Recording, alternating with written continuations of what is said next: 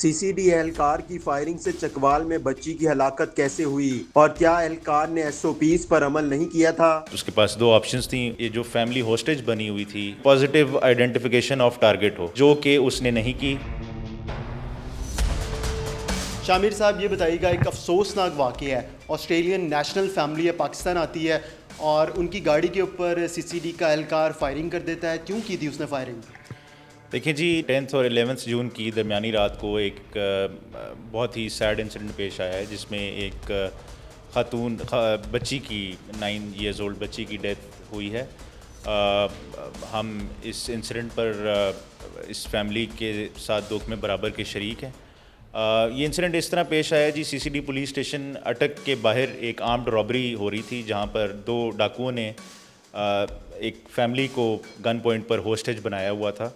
وہاں پر سی C D official نے دیکھا کہ یہ ایک رابری ہو رہی ہے. وہاں پر اس کے پاس 2 آپشنز تھیں. اس نے یا وہ اگنور کر سکتا تھا یا وہ رسپونڈ کرتا. اس نے بہتر یہ سمجھا کہ میں اس پہ رسپونڈ کروں. وہاں پہ سی سی ڈی آفیشل اپنے ویپن کے ساتھ اس انسیڈنٹ پہ رسپونڈ کرنے کے لیے گیا. جیسے ہی وہ رسپانس دے رہا تھا تو اسی دوران ڈاکوؤں کی طرف سے فائرنگ کی گئی. اس فائرنگ کے ریٹیلیشن میں ہمارے آفسر نے وہاں پہ فائرنگ کی. جو 2 ڈاکو تھے انہوں نے پہلے اس فیملی کی گاڑی کے پیچھے اوڑھ لی ہوئی تھی. مین وائل یہ ٹرن آف ایونٹس ایسے ہوئے کراس فائر میں کہ یہ جو ڈاکو تھے انہوں نے اٹیمپٹ کی بھاگنے کی، اور یہ ایک گلی میں جا کے دیوار کے پیچھے انہوں نے پورٹ لے لی. ہمارے آفسر نے اسی دوران یہ دیکھا کہ یہ جو فیملی ہوسٹیج بنی ہوئی تھی، اس فیملی نے اپرچونٹی دیکھی اور گاڑی یہاں سے موو کر دی. جیسے ہی گاڑی موو ہوئی اسپیڈیلی، تو ہمارے آفسر نے اس چیز کو مسٹیکن آئیڈینٹی تھی اس کی، اور اس نے ایک سنگین غلطی کی. اس نے اس چیز کو سمجھا کہ ڈاکوؤں نے یہ کار سنیچ کر لی ہے. فیملی سے جو وہ ویلیوبلز اتروا رہے تھے، اسی فیملی کی گاڑی جو ہے وہ چھین لی ہے، اور وہ ڈاکو اس گاڑی میں فرار ہو رہے ہیں. وہ حقیقت میں یہاں سے بھاگ چکے تھے، پیچھے گلی میں جا چکے تھے. وہ فائر، پہلی بات ہے کہ اس میں اس کی کافی سنگین ایس او پی کی وائلیشنز ہیں، جو کہ ہماری سی سی ڈی کی ایس او پیز ہیں، جو رولز آف انگیجمنٹ ہیں، جو ہمارے پروٹوکولز ہیں، جو ہماری ٹریننگ ہے، اس میں اس نے ان ایس او پیز کو فالو نہیں کیا. نمبر 1، جب بھی آپ سیلف ڈیفینس میں فائر کرتے ہیں تو اس کے لیے ضروری ہے کہ آپ کے اوپر فائر کیا جائے. یہ آپ کے ایس او پی میں شامل ہے؟ جی بالکل. اور ایس او پی میں اس نے جب یہ دیکھا کہ فائر تو اس کے اوپر ہوا تھا، لیکن اس کے بعد نمبر 2 جو اس میں کنڈیشن ہے وہ یہ ہے کہ آپ کی positive identification of target who. Positive identification سے مراد ہے درست شناخت ٹارگیٹ کی، جو کہ اس نے نہیں کی. اس نے اس چیز کی سنگین غلطی کی ہے. نمبر 3، آپ جب بھی کسی ریڈ پر ہوں یا کسی کرائم سین پر رسپونڈ کر رہے ہوں تو وہاں پہ public safety is the most important factor. اور اگر آپ کو کسی بھی صورت میں فائر کرنا پڑے تو آپ اس کو ایم ٹائرز کی طرف کریں گے اگر وہ وہیکل ہے، یا کرمنل کی ٹانگوں کی طرف کریں گے اگر وہ پیدل ہے. تو یہ جو میں نے آپ کو 3-4 وائلیشنز بتائی ہیں، ان وائلیشنز کی بنیاد پر ان کے اگینسٹ ایک پراپر چارج شیٹ ڈپارٹمنٹل اور لیگل مرتب کی گئی ہے. ان کے اگینسٹ 302 جو پی پی سی کا ہمارا سیکشن ہے اس کے تحت ایف آئی آر رجسٹر کی گئی ہے.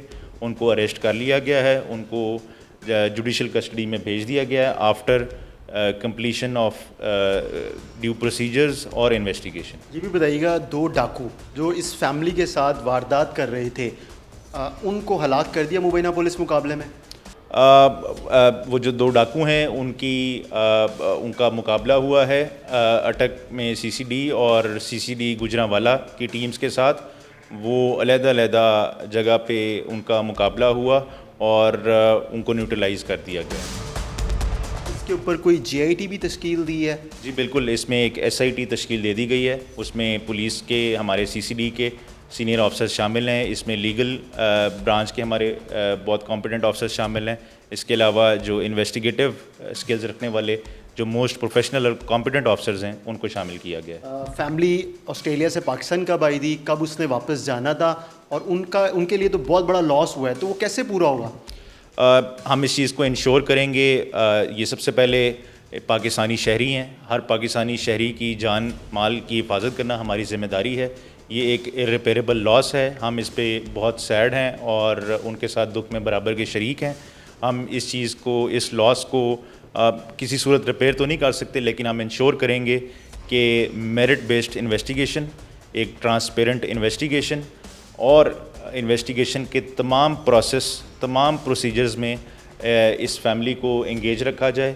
ان کی جو سیٹسفیکشن ہے اور جو انہوں نے سی سی ڈی کی انویسٹیگیشن میں سپورٹ کا اظہار کیا ہے. کیا فیملی آپ لوگوں سے مطمئن ہے؟ جی بالکل. ایڈیشنل آئی جی صاحب بھی گئے تھے ان کے گھر اور قبر پہ بھی فاتحہ خوانی کی ہے. جی بالکل. ایڈیشنل آئی جی صاحب نے کل ان کی فیملی کو وزٹ کیا. فیملی نے اپنے مکمل ٹرسٹ کا، اپنے مکمل کانفیڈنس کا اظہار کیا ہے، اور اس کی 100% میرٹ پر اس کی انویسٹیگیشن ہو اور پھر اس کا ٹرائل ہو. آسٹریلین گورنمنٹ کی طرف سے پاکستانی گورنمنٹ کو کوئی پریشر ہے اس کیس کے حوالے سے، اور کیا اس کیس کو ہائی پروفائل ڈکلیئر کیا گیا؟